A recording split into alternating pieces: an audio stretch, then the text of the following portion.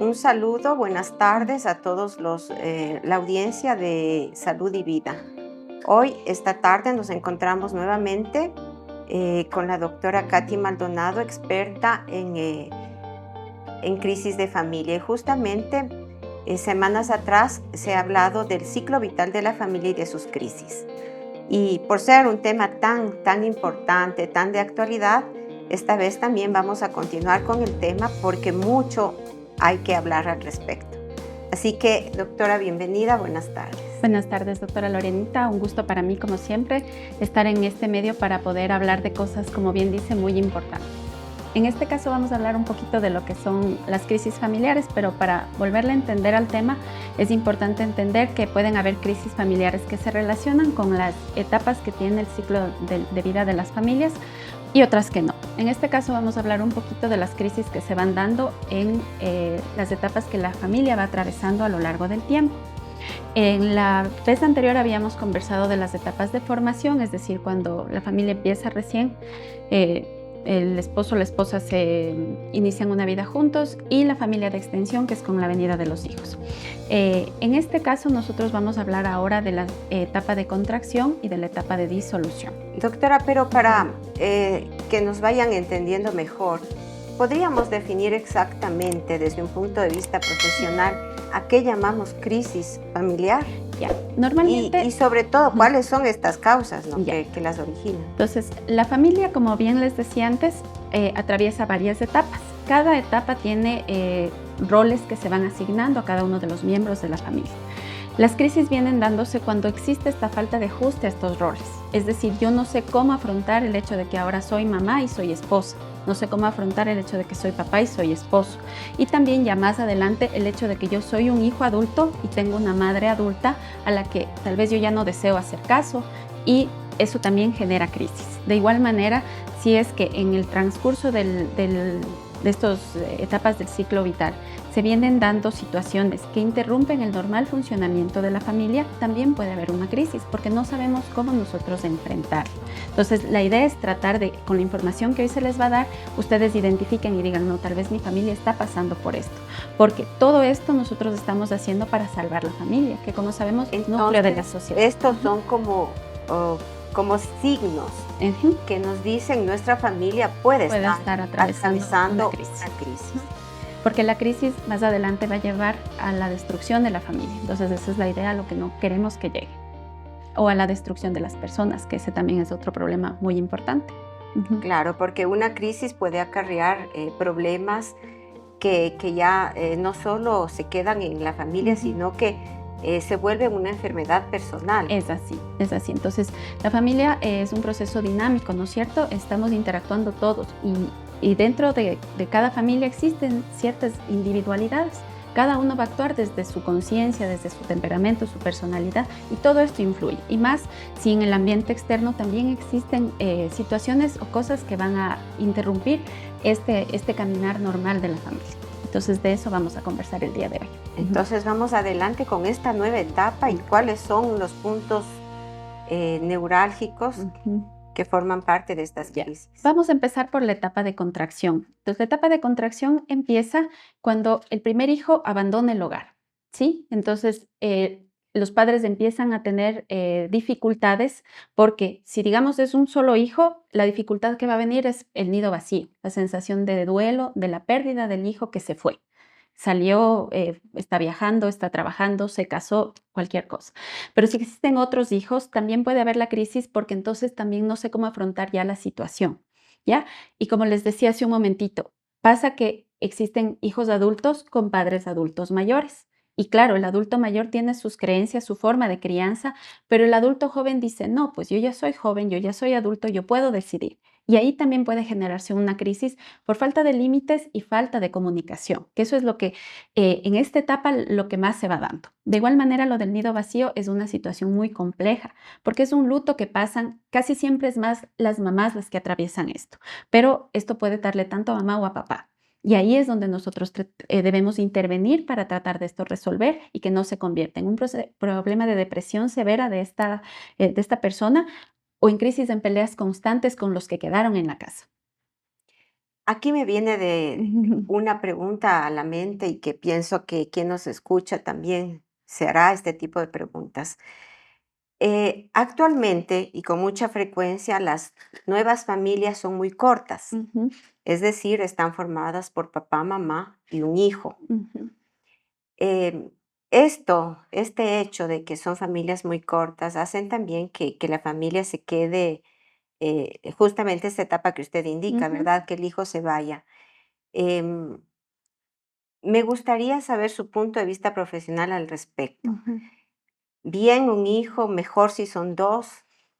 Lo que pasa es que es como muy complejo el decir está bien o está mal, porque es una decisión que debe ser tomada por los que están formando esa familia. Porque muchas veces, y sobre todo en las ciudades pequeñas, siempre tenemos la libertad de opinar sobre la vida de los demás y eso es algo complejo. En el caso mío como profesional, uno siempre lo que les dice es hasta donde les dé el recurso económico, también la capacidad de criar personas, porque no es solo el hecho de tener los hijos, es quién les va a cuidar, quién les va a criar. El dinero nos va a alcanzar para darle la educación que queremos darle, la vida que queremos darle y tener la vida que todos queremos, porque no se puede tratar solo de sacrificios que los papás hagamos en medio de esto sufrimiento, enfermedades, depresión. Entonces es como complejo, porque hay familias que se han desarrollado perfectamente con 5 hijos. De hecho, antiguamente Era las así. familias eran muy largas, Sí, muy sí. Sin grandes. embargo, no tenemos como un estudio que diga, bueno, ¿qué secuela tuvieron estos 5 hijos con la forma de crianza que tuvieron? Entonces siempre comparamos, ¿no? Una generación anterior a nuestra generación, cómo éramos, cómo son, incluso la generación que está viniendo, les llaman ahora de cristal, que es mucho más difícil, pero yo pienso que en esto estamos hablando también de cuestión respeto. Antes lo que los chicos, hijos opinaban no era importante ni relevante. Ahora los hijos tienen una gran participación en esta funcionalidad familiar y eso es importante también, porque entonces tienen su voz. Ya no son personas que van a agachar la cabeza y decir, bueno, sí, trátenme mal, maltrátenme, explótenme laboralmente, porque ya reclaman sus derechos y eso también es importante. Entonces, decir bien o mal no dependería como del criterio profesional, sino de cómo la familia planifica y dice, no, bueno, yo quiero 2, yo quiero 3, yo quiero uno o no quiero hijos, porque esa también es una realidad que se nos viene en los futuros años.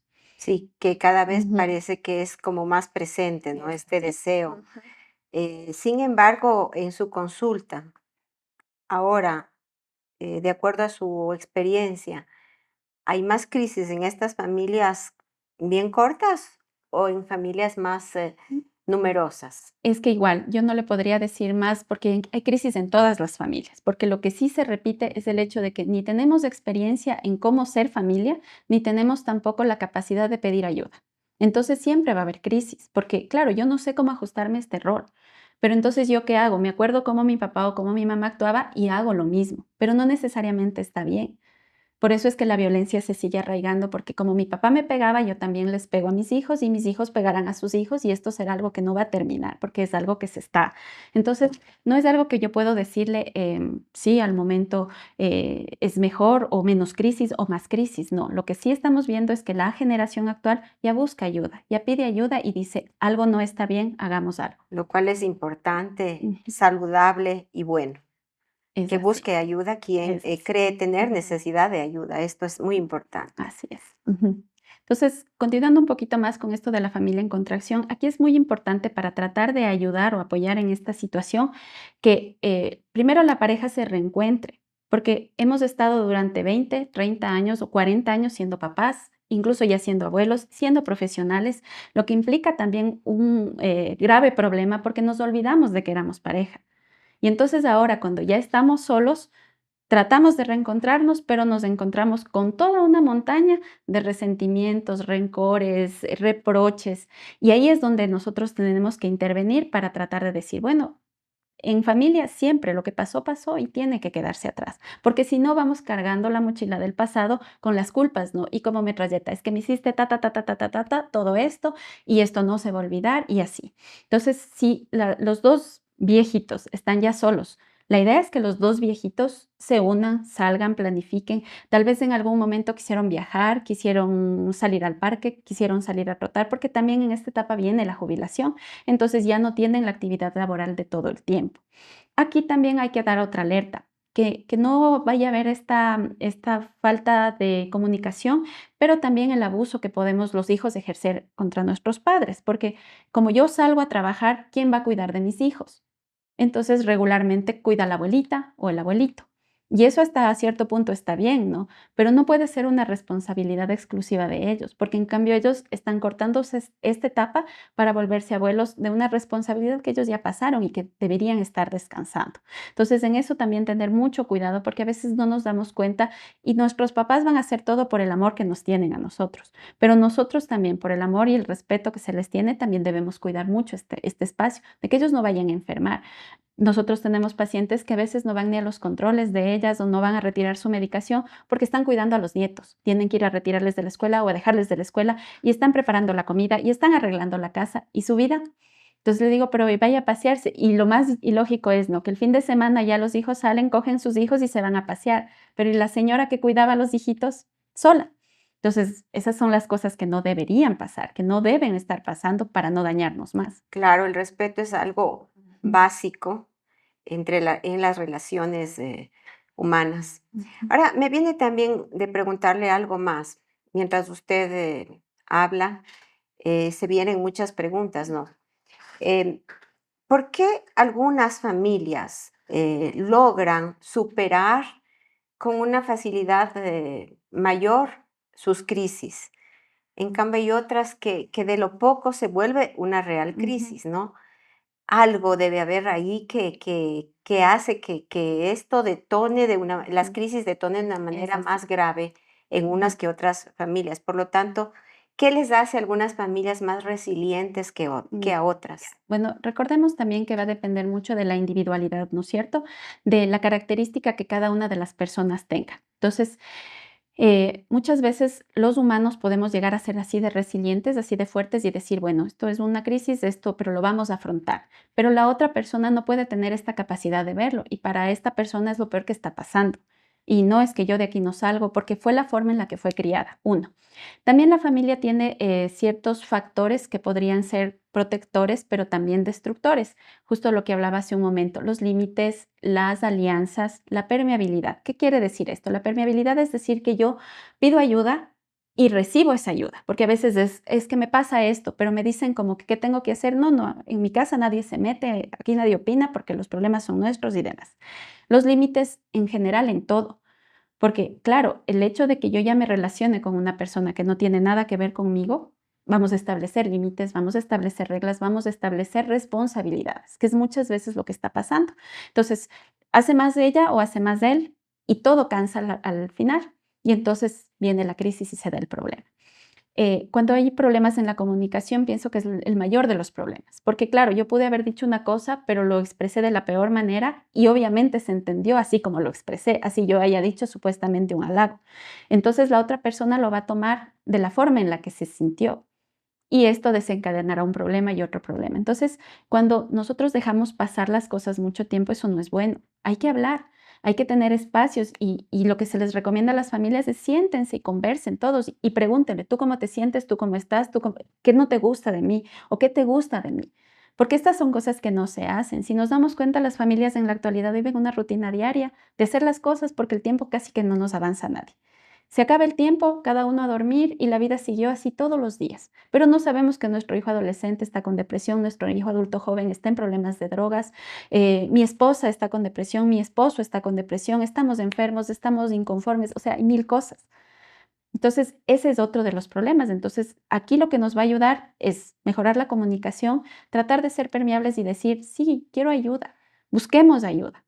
Entonces, normalmente no, incluso se les tiende una tirria o un rechazo a los psicólogos, es que el psicólogo es para los que están locos y no es así. Los profesionales de salud estamos precisamente para intervenir en este tipo de problemas. Menos mal, esta visión Mm. equivocada está cambiando poco a Es algo poco. importante. Ujú. Entonces, luego de esta etapa de contracción, nosotros tenemos la etapa de disolución, que es cuando ya la familia está por terminar. Entonces, de igual manera, aquí se va dando la crisis cuando ya la viejita o el viejito se quedaron solos, porque antes se acompañaban uno u otro. Entonces, uno de ellos falleció y empieza igual otro problema, que la persona está sola, que los hijos no logran ajustarse a la responsabilidad de ahora cuidar a su mamá o a su papá. Y nosotros vemos personas de 90, 95 años yendo solos a la tienda, saliendo a hacer compras, preparándose su comida, cocinando, jalando baldes de agua, jalando baldes de ropa, y no vemos los hijos presentes ahí. Entonces, este es creo que la peor de las crisis que nos puede pasar, porque es para nosotros algo muy angustiante y muy poco lo que podemos hacer, porque lo que yo máximo puedo llegar es hacer la denuncia y decir, bueno, estos hijos son con tanta denuncia en este país que está tan caotizado, o sea, no van a ponerle atención y esta paciente sigue estando sola, sigue estando en un gran riesgo de caídas, de accidentes, de que muera solita un día y ni siquiera se enteren de que así fue. Entonces, esta etapa también requiere mucho del compromiso de todos. Entonces, porque la familia nunca va a terminar. Uno no tiene ex papá, ex mamá, ex hijo, ex hermano, no es así. Pero sí tenemos que, en medio de las actividades nuevas, incluso de la familia que estamos formando, recordar que yo siempre voy a tener tanto un deber moral como un deber de amor con mi familia, con quien me trajo al mundo, mi papá o mi mamá, independientemente de los errores que hayan cometido. Porque ahora también somos muy, muy buenos para juzgar. Ah, es que mi papá y mi mamá lo peor del mundo, entonces no merecen nada de mí. Pero sin ellos, incluso con sus errores, no estaríamos en este mundo teniendo todo lo que tenemos. Claro, se dice así, se Ujú. piensa así muchas veces, pero cuando la persona que pensaba o decía aquello, el momento en que se convierte en mamá o papá, ya es otra cosa, ¿no? Son Exacto. realidades Ujú, diferentes y los problemas se presentan. Usted dijo algo muy importante que fue la comunicación, la ujú, importancia de la comunicación. Em, en este sentido, me gustaría que nos dé tips concretos ujú, o, como decir, herramientas, estrategias ujú, prácticas para que una vez que las familias reconocemos con lo que ya nos ujú, ha conversado, con lo que nos ha explicado, reconocemos que estamos atravesando una crisis en cualquiera de las etapas que hemos ujú. visto. eh, ¿Qué estrategias concretas, qué herramientas podemos aplicar para poder salir adelante de estas crisis? Por ejemplo, nosotros como médicos familiares, cuando durante una visita, durante una atención identificamos las crisis, nosotros debemos realizar una intervención urgente. Entonces, la intervención inicia siendo individual, es decir, con cada uno de los miembros, a ver qué está pasando. Porque claro, yo necesito que me hagan mi evaluación, porque igual, muchas veces pasa que la persona cuenta cómo lo sintió, pero no como la otra persona en realidad lo hizo.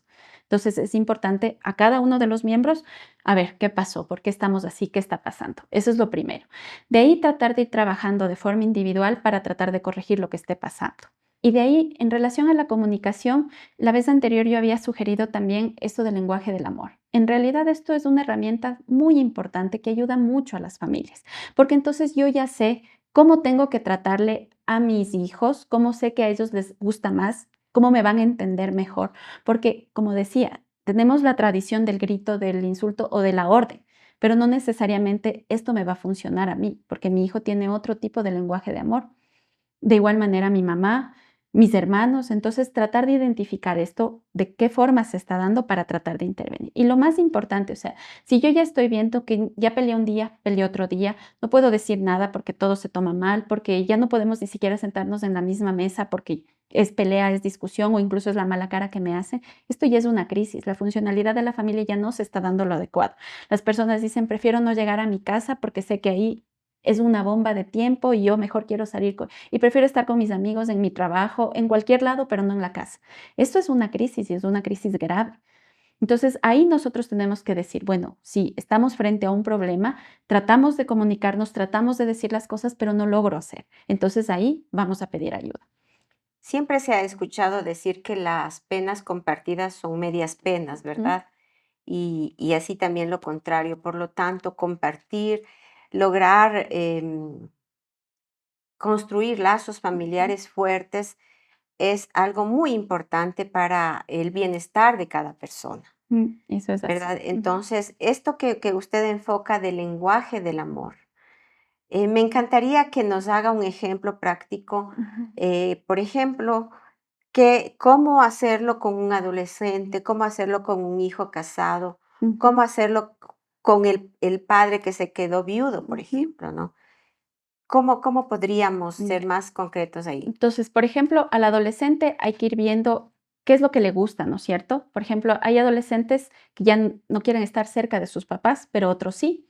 y les gusta que les acompañen al partido, al entrenamiento, a la cancha. Es decir, que a este adolescente le gusta el tiempo de calidad. Entonces, el hecho de que yo le diga, tienes un deber hasta tarde, yo te voy a acompañar. Yo me quedo aquí contigo. Eso es llenar esa cajita de emociones mucho. Al adulto joven, por ejemplo, le gusta mucho que se respete su espacio y que se le respete como el adulto que es.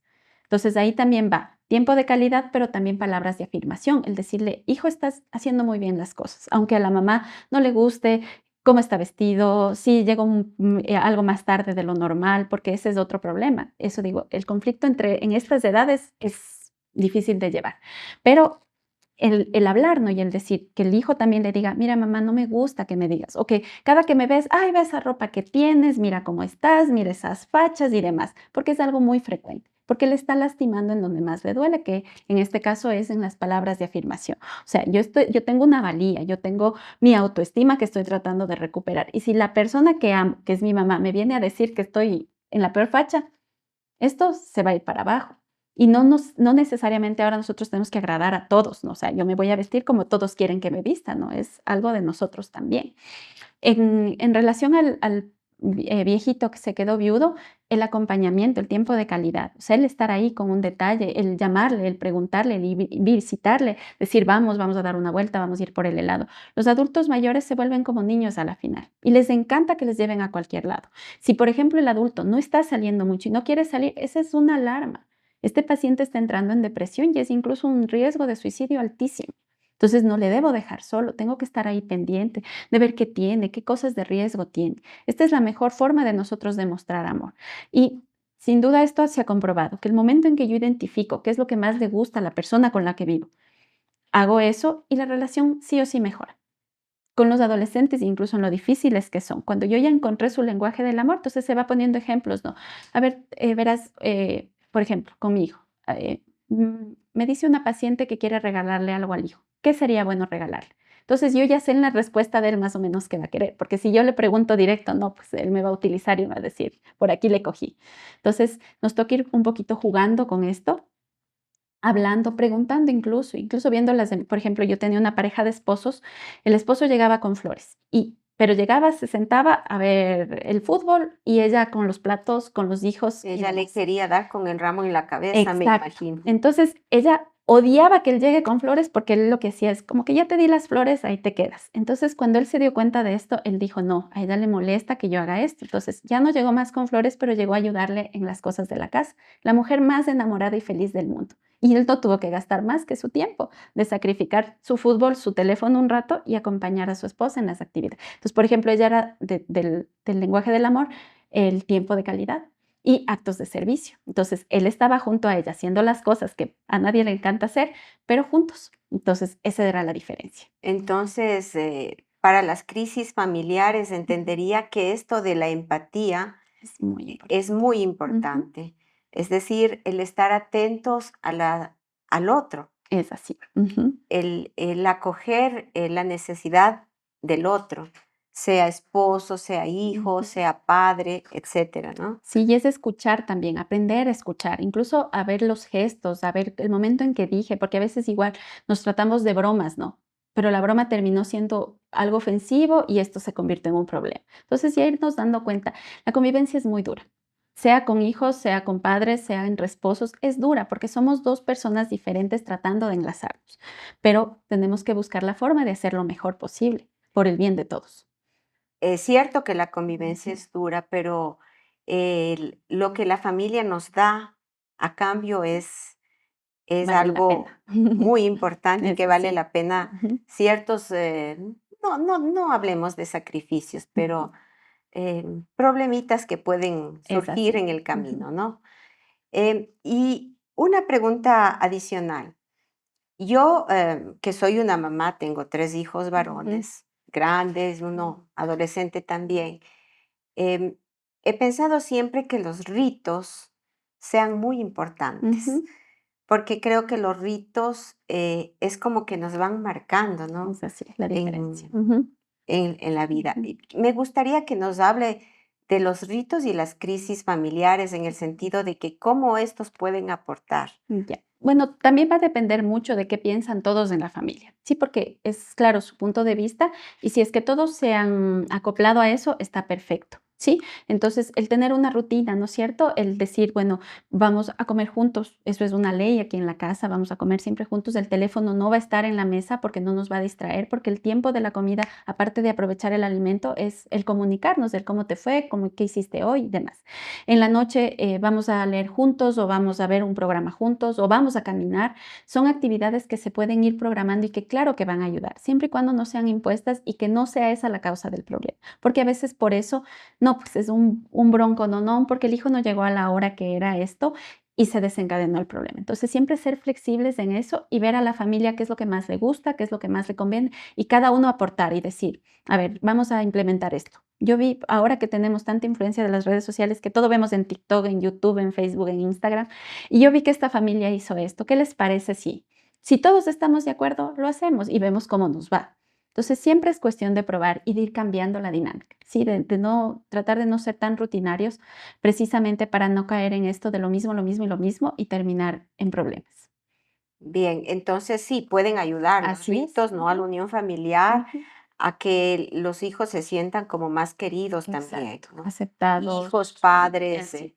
En la unión. hermanos Ajá. inclusive, ¿no? Es así. Porque en la etapa de disolución, como usted Ujú. indicaba, creo que esto sí puede ayudar. Mucho. Ujú. Bueno, y ha sido un tema muy, Ujú. muy, muy interesante, muy importante a tomarlo en cuenta. Y muchas gracias. Acá tenemos nuestra experta, Ujú. la doctora Katy Maldonado, médico familiar, que nos ha venido a hablar de las crisis familiares en las etapas del ciclo vital de la familia. Eh, y quienes nos escuchan, si tienen temas que quisieran sugerir, pues estamos abiertos Ujú. a aceptarlos y nos pueden escribir siguiéndonos a través de nuestras redes sociales. Gracias, doctora. Y aquí tenemos también un público, ¿no? En este momento vamos a dar paso a las personas aquí presentes para que si tienen preguntas, usted pues Ujú. nos pueda seguir ilustrando al respecto del tema de hoy, Ujú. las crisis familiares. Así es, más bien gracias Lorenita por el espacio y abierta a las preguntas.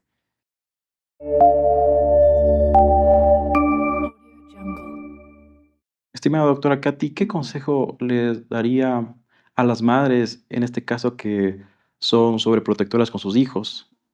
Primero tenemos que establecer que ninguna mujer, ningún hombre tiene una instrucción para ser papá o para ser mamá. Es algo que instintivamente sale, repetimos patrones de cómo nos criaron o también de lo que no quiero repetir de mi crianza.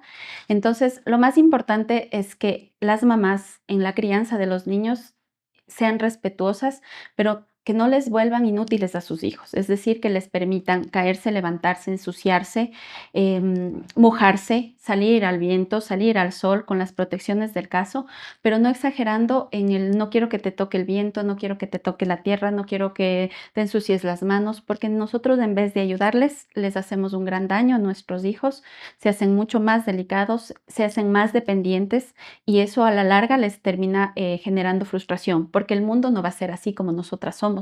El mundo es real, el mundo tiene sus cosas buenas y sus cosas malas, y yo tengo que tratar de prepararle para enfrentarse a este mundo real de la mejor manera, sin caer en el descuido completo de dejarle que haga todo lo que quiere, pero tampoco caer en la sobreprotección de meterle en una burbuja y que en el mundo no le toque. Se hacen Entonces, de cristal. eso es un gran problema. Entonces, la mejor recomendación es tratar de un día a la vez en el proceso de crianza ir viendo, recibir asesoría de profesionales, tener cuidado con redes sociales porque ahora hay el blog mamá en el que me recomiendan 1000 cosas que puede llegar a ser perjudicial. Ujú. Muchas gracias. Bueno, muy buenas tardes, doctora. Mi pregunta va relacionada a cómo hacer que todos los que conforman el núcleo familiar entiendan que cada uno tiene su vida propia, que los padres entiendan que los hijos tienen su vida propia y que algún día se van a ir, y de igual manera que los hijos entiendan que los padres no son solo sus padres y que van a soportar todo, ¿no? Sino Ujú. que tienen su propia vida y cada uno debe respetar su vida privada, pero sin llegar tal vez al libertinaje y seguir viviendo en un núcleo familiar sano. ¿Qué nos recomienda para poder hacer eso? Ya. Esto es de las cosas más complejas que en la realidad hay porque es muy difícil el romper patrones que existen, sobre todo en personas mayores a nosotros. Es que lo que yo digo y lo que yo pienso es lo que se hace y no va a haber la forma de cambiar. Entonces ahí es donde se podría hacer una dinámica familiar para tratar de que todos intervengan y decirle al papá, a la mamá, miren, esto es importante para sus hijos. Sus hijos quieren ser escuchados, quieren ser valorados y quieren ser validados. Y ahí sí tienen que establecer en familia, a ver, cuáles van a ser los límites, cuáles van a ser las reglas, porque claro, yo adolescente o yo adulta, joven, quiero disponer de mi tiempo, disponer de todo en general, pero para mis papás eso no está tan bien, entonces vamos a llegar a un acuerdo, a un consenso. La comunicación es muy importante, o sea, el que yo pueda decirle, mira, esto hay que hablar, o sea, esto necesito que hablemos, entonces nos vamos a sentar a la mesa, yo les preparé esta comida, esto es algo que debemos hacer. Y si no logro hacerlo por nuestra parte, tenemos que buscar un profesional para que les ayude a hacer esta intervención y que sean todos escuchados, todos validados y todos respetados. Muy buenas tardes, doctora. Mi duda es, por ejemplo, en las crisis familiares en cuanto una persona del hogar decide migrar y se queda, en este caso, un padre de familia con sus 2 hijos. ¿Cómo se podría tratar en ese caso? Ya. En relación a la migración, esta es una crisis que se llama paranormativa del ciclo de la familia. Es decir, que no tiene relación tanto con estas etapas que el ciclo familiar va pasando, pero que están generando conflictos, porque claro, las actividades que estaban compartidas para dos, ahora está solo un progenitor hecho cargo. Obviamente, para haber tomado esta decisión de migrar, debe haber sido algo que se conversó en familia, que se llegó a un consenso y en el que se va a establecer cómo va a ser la dinámica de ahora en adelante. Lo más importante es dar acompañamiento a los más pequeños, a los más vulnerables, para tratar de hacer la contención de cómo extrañarán a sea papá o sea mamá y de establecer cómo va a ser la dinámica de ahora en adelante. Entonces, me imagino, si son pequeños, tenemos que levantarnos más temprano, tenemos que hacer las cosas de otra manera para tratar de alcanzar a llegar a la escuela, para tratar de cumplir con las tareas, en relación incluso a gastos, cómo se va a hacer. Todo hay que tratar de ir planificando, pero siendo contenciosos con las personas que están atravesando este momento, porque esto es incluso un acontecimiento vital de importancia. Hay una escala que nosotros valoramos en las que nos van dando el grado de estrés que tenemos en base a las cosas que nos van pasando. Y el hecho de la separación del cónyuge por migración, por divorcio, por cualquier cosa, genera un grado de estrés importante en la pareja. Preguntar qué va a pasar con esta pareja, cómo van a tratar de seguir manejando la relación incluso a la distancia. Esto es un trabajo complejo, pero que no es imposible. Muchas familias de migrantes han salido adelante, siempre con esta contención. Ojalá exista el apoyo de la familia extensa, que eso también va a ser importante para que la mamá o el papá no estén solos en la crianza y sea más fácil de llevar el día a día con los pequeños. Buenas tardes, doctora. Mi pregunta es cómo se puede conllevar los niños que tienen padres divorciados, cómo pueden llevar con todo esto del divorcio y las crisis. Ya, esa de igual manera es una pregunta importante porque es algo que se está viendo muy frecuente. Para que los niños no sean tan afectados, porque siempre van a ser afectados por el tema de divorcio, depende mucho de la madurez y de la estabilidad de los papás. Si decidimos divorciarnos es porque la relación definitivamente ya no tuvo más arreglo, no hubo otra opción que esto. Entonces yo tengo que dejar mi rol de esposa y esposo.